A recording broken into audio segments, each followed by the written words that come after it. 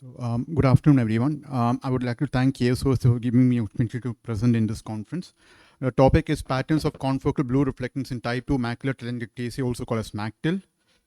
The MACTEL in the initial stages is characterized by a loss of retinal transparency, predominantly visible temporal to the fovea, and this is classified as per the glass and body staging into stage 2 MACTEL.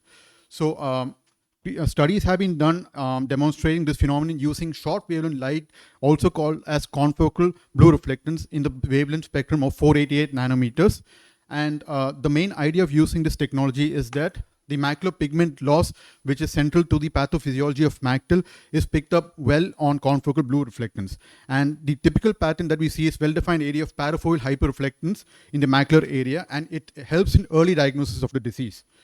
So here's an example which shows a clinical example which shows not much parafoveal graying in the macula, but confocal blue reflectance over here shows a well-defined area of parafoveal hyperreflectance. Fundus autofluorescence only shows a faint hyperautofluorescence at the fovea, and fundus fluorescent angiography shows late phase hyperfluorescent leak from the telangiectasias, and the overall area of macular involvement is great in CBR compared to fundus fluorescent angiography. So CBR is an excellent modality in MACTEL, especially in early cases.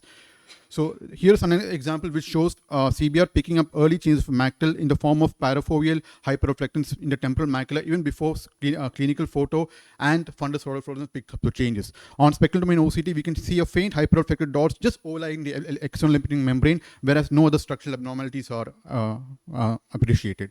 So ours was a single center observational study which recruited patients based on a confirmation of MACTEL clinically on gas and body staging, and further confirmed on multimodal imaging. And blue-ray reflection images was confirmed by using a Heidelberg spectralis system using a red-free setting in a specific wavelength of 488 nanometers. We excluded eyes with any other macular pathology and with poor imaging qualities, presence of artifacts, and we also excluded images in which CBR was not done as an initial test, because there is a phenomenon called as bleaching of photopigments, and thereby we give a patient adequate amount of dark adaptation time, approximately around 10 to 15 minutes before proceeding with CBR. So the following were the CBR patterns or grading which we analyzed in our study, and I demonstrated this in our figures over here.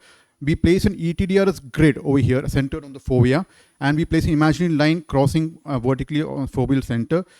Any hyperreflectance which falls temporal to this imaginary line is taken as temporal pattern.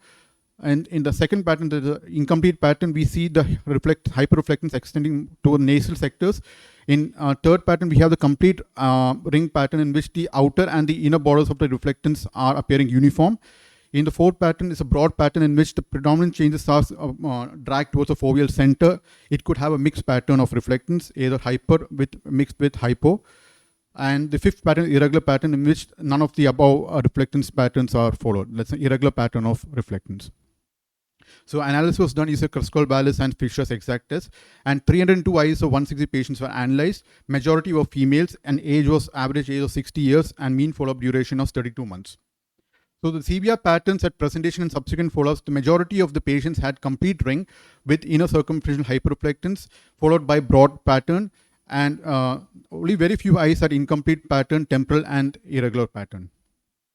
So the mean best corrected visual acuity actually showed a stepwise decrease as we progressed from the temporal to the irregular pattern, and they were statistically significant. The CBR patterns are compared to the stage of MACTEL. The early stage of MACTEL, that is stage 2 and 3, had majority of eyes in the temporal incomplete pattern, and the complete ring with inner circumferential hyperreflectance had got more even distribution between stage 2, 3, and 4 MACTEL eyes. The broad pattern were mainly seen in eyes of stage 4 and 5 MACTEL, and all eyes with the irregular pattern had got stage 5 MACTEL, that is proliferative stage of MACTEL, at presentation and at follow-ups. So the CBR pattern was also compared to macular area. Now macular area is defined as the overall extent of maximum hyperreflectance seen on CBR. And as we see, the temporal pattern had lesser area of macular presentation at presentation follow-up, and followed by the irregular pattern had the maximum area of macular presentation. So here's a case one example which shows that hyperreflectance is predominantly focused temporal to the macula, as demonstrated by a green arrow.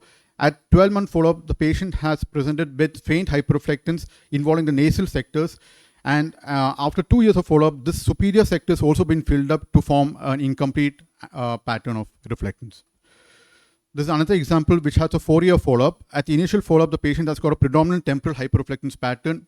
And after 4 years of follow-up, the patient presented with hyperreflectance, even extending nasal to that imaginary line, so forming incomplete reflectance pattern. The OCT changes shows mild progression, which with mild collapse and progression of the ellipsoid zone loss, extending even parafoveally. In this example, we can see that the complete ring pattern with the inner borders well differentiated, but on follow-up, we can see that the nasal sectors, it's showing broadening of reflectance focused towards the foveal center.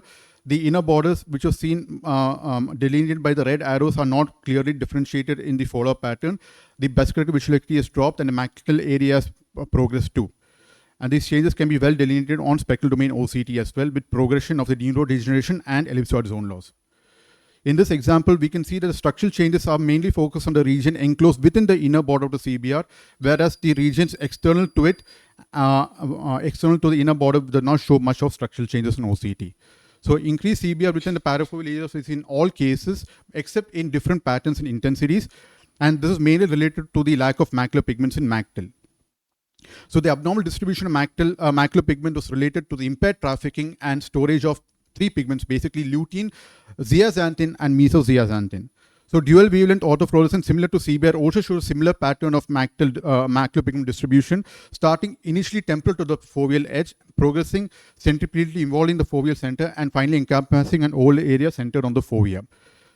So the later stages of macular are characterized neurodegeneration considered towards the foveal center. Concluding, CBR patterns are related to the macular stage, BCV, and macular area, with temporal pattern associated early stage macule and broad annulus and irregular patterns associated in late stage macule and with greater area of involvement. So relevance of the study, CBR is mainly seen in early stage of macule, which is very relevant to the clinical diagnosis, thereby helping in counseling the patients about a disease. Thank you.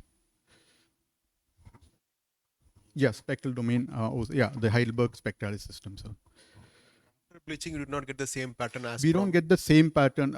You need to get sufficient amount of dark adaptation, around 10 to 15 minutes for that that exact pattern to again be replicated actually. So it's usually picked up in Heidelberg because it's a confocal scanning laser ophthalmoscope. Any system which uses a confocal scanning laser ophthalmoscope picks up this phenomenon beautifully.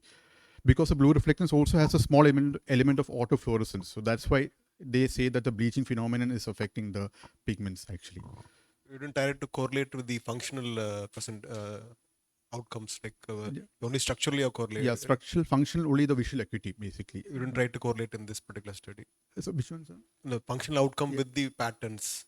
Only the best corrected visual acuity was analyzed as per functional outcomes actually. Yeah.